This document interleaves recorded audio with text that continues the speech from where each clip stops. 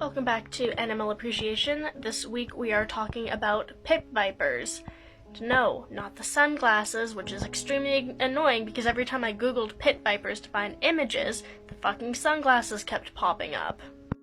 So, pit vipers are a group of venomous snakes that are classified by having heat-sensing pits on them, so they have basically heat vision, as well as retractable venomous fangs and relatively triangle-shaped heads. Starting off, we have the Sidewinder, which is my favorite type of pit viper. They are very cool, and they move by, wiggling sideways like that. They're very interesting how they move, and they live in the hotter, more desert areas of United States and Mexico. This is the copperhead. There's a couple different subspecies of copperheads, but they are also found around the United States from Florida all the way up to Massachusetts and over to Nebraska, all that. They're a pretty well-known one, pretty common around the states. So this is the puff adder. It is different than a European adder, which I will go over in a second, but puff adders are found mainly all throughout the continent of Africa. They're pretty common there. They have a pretty fancy threat display saying, "Don't come closer, I will bite you." But yeah, these guys are pretty cool. This is the green pit viper, also known as the white-lipped pit viper. It is found in a bunch of places in Asia, so like China and Thailand and India, and they like the more tropical rainforest areas because they're very bright green and they can blend in there pretty well. This is the eastern diamondback rattlesnake. They are found very commonly all throughout the United States. They're so pretty. Look at them. They're such a pretty snake.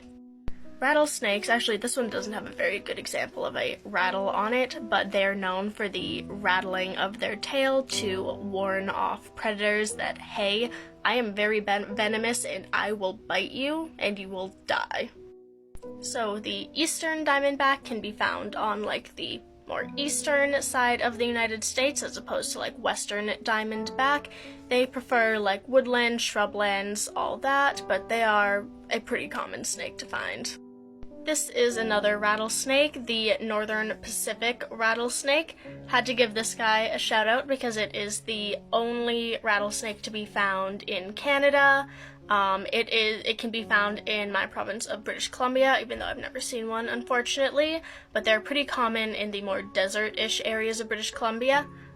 Yes, Canada does have deserts, but they can be found from British Columbia, kind of the most northern area that they're in, all the way down the coast to California.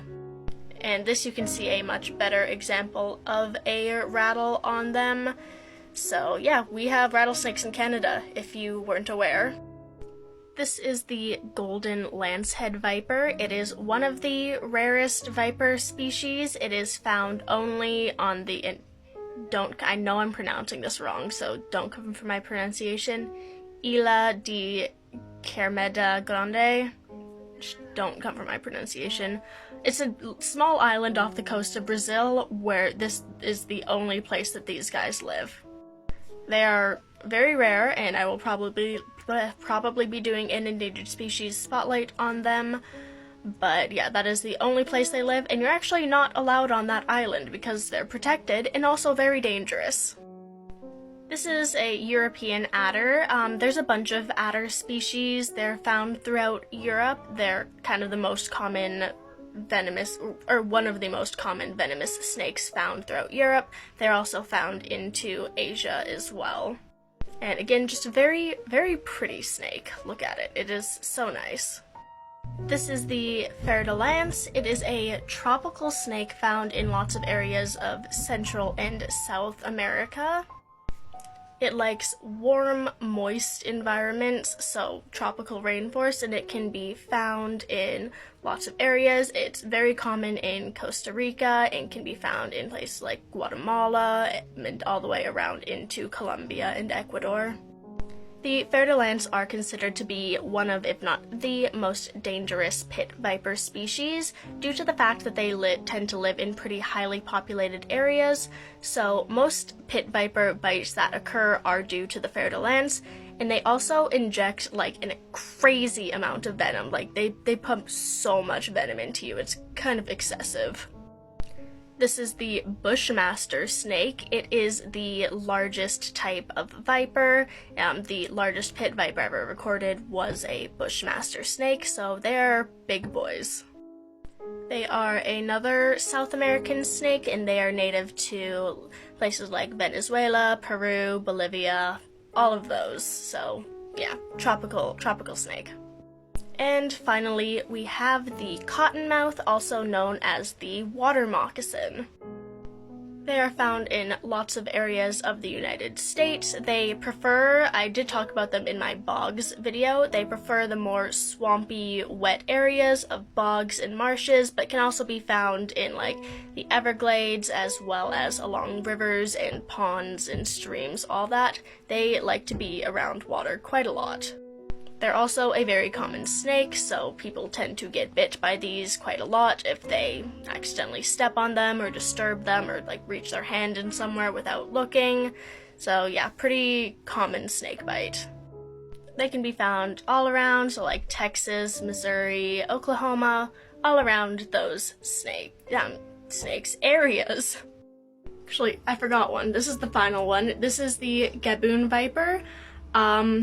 It doesn't slither. It moves like a caterpillar. Yeah, the Gaboon viper.